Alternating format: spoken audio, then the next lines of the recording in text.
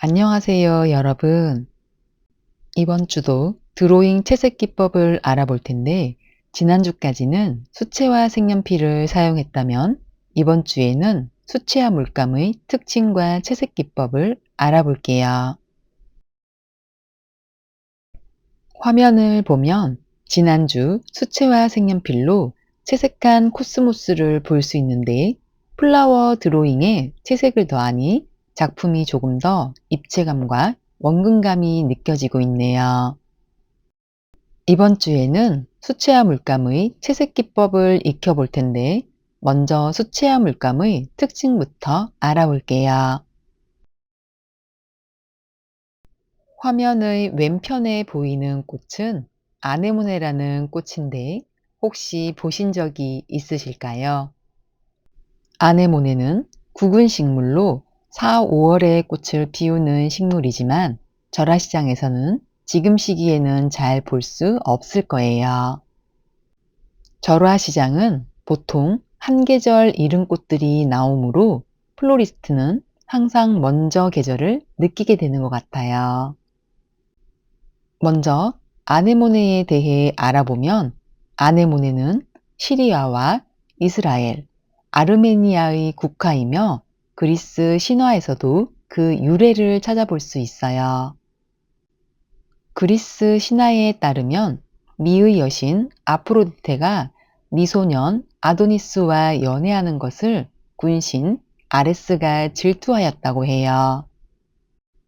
사냥을 좋아하는 아도니스가 사냥에 나선 것을 보고 아레스는 거대한 멧돼지에게 마법을 걸어 아도니스를 살해하게 했는데, 그때 아도니스의 상처에서 흐른 피가 붉은색의 아네모네가 되었다고 해요. 아네모네의 또 다른 설로는 꽃의 여신 플로라의 머리를 빗겨주던 아네모네라는 시종이 있었는데, 플로라의 남편인 서풍의 신 제피로스와 바람이 나서 분노한 플로라가 그녀를 꽃으로 만들어버렸다고 해요. 이러한 이유에서인지 아네모네의 꽃말은 기대, 기다림, 사랑의 괴로움, 허무한 사랑 등이 있어요. 플라워 드로잉 수업을 진행하며 우리가 알고 있는 꽃에 대한 유래를 알아가는 것도 흥미롭게 주제가 될 수 있어요. 이제 수업으로 들어가 플라워 드로잉 채색의 수채화 물감에 대해 알아볼게요. 수채화 물감은 수채화 색연필과 달리 물과 물감의 농도에 따라 작품의 느낌이 달라지므로 조금 더 신중하게 채색해야 해요. 수채화 물감은 항상 밝은 색부터 칠해야 하며, 눈으로 보는 색상과 종이 위에 나타나는 색상이 다른 경우가 많기 때문에 반드시 먼저 어떤 색으로 표현되는지 확인하고 물감을 사용해야 원하는 색상을 칠할 수 있어요. 그리고 수채화 물감은 잘 번지기 때문에 많은 연습이 필요하게 되는데, 물 조절과 붓터치, 농도 변화를 익히는 것이 중요해요. 맑은 느낌을 위해 물을 충분히 활용하며 밝은 색부터 어두운 순서로 채색하여 겹치기 기법을 이용하면 입체감을 표현할 수 있어요.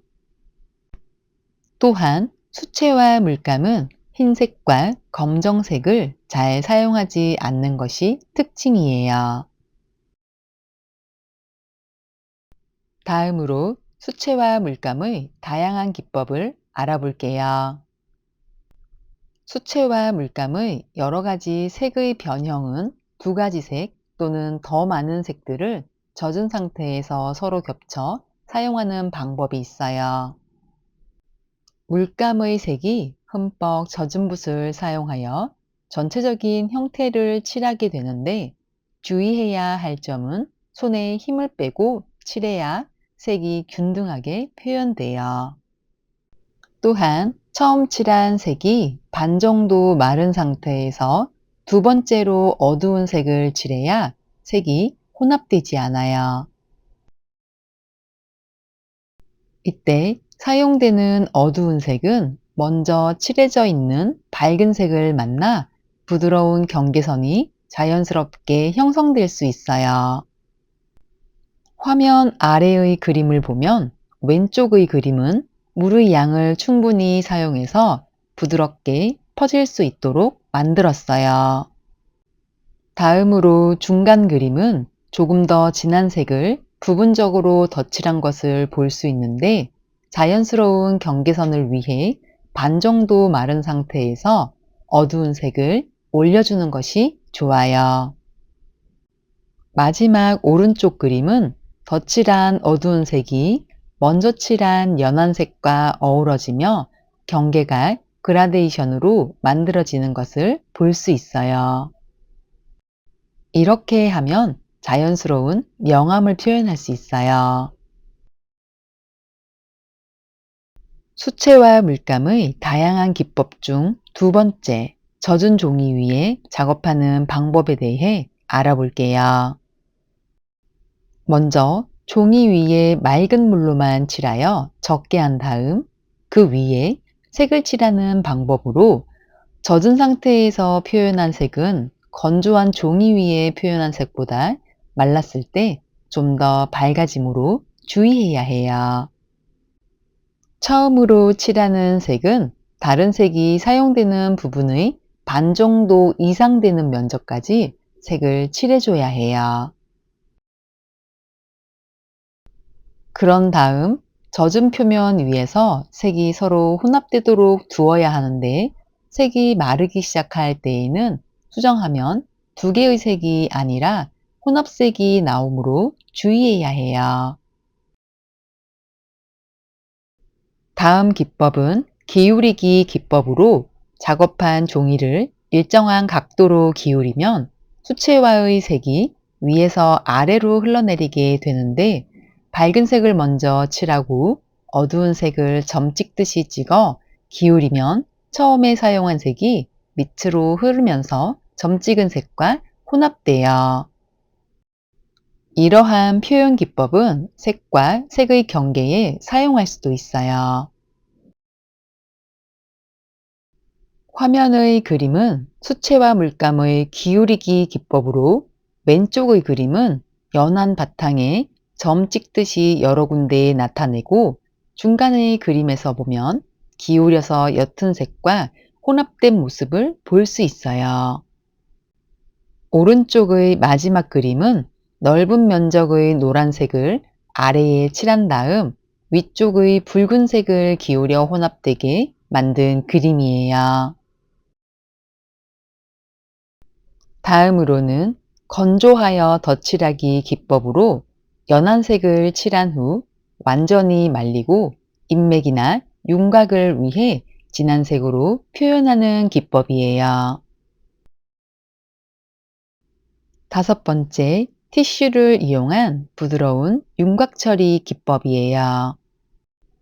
물을 많이 섞어 바탕색을 칠한 다음 마르지 않은 상태에서 물을 섞지 않은 다른 색을 붓끝에 묻혀 톡톡 찍는 기법이에요. 이러한 기법은 두 색이 부드럽게 섞일 때 마르기 전에 티슈를 사용하여 살짝 닦아내면 가장자리 부분이나 경계가 부드럽게 표현될 수 있어요. 마지막으로 역채색 기법은 표현하는 식물의 하이라이트 또는 밝은 부분을 제외한 곳을 어두운 색으로 채색하는 기법이에요.